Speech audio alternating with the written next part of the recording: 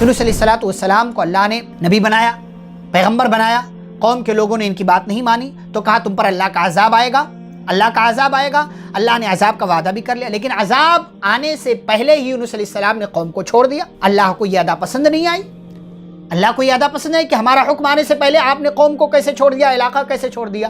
گئے اور ایک کشتی میں پہنچے تھے، بیٹھے ہوئے تھے اور کشتی ہچکولے کھانے لگی۔ لوگوں نے کہا قرآن اندازی کرو، وزن کم کرنا پڑے گا۔ یونس علیہ السلام کا نام آ گیا، انہیں سمندر میں پھینک دیا گیا۔ سمندر میں اللہ کے حکم سے ایک مچھلی نے نگل لیا، مچھلی کے پیٹ میں پہنچ گئے۔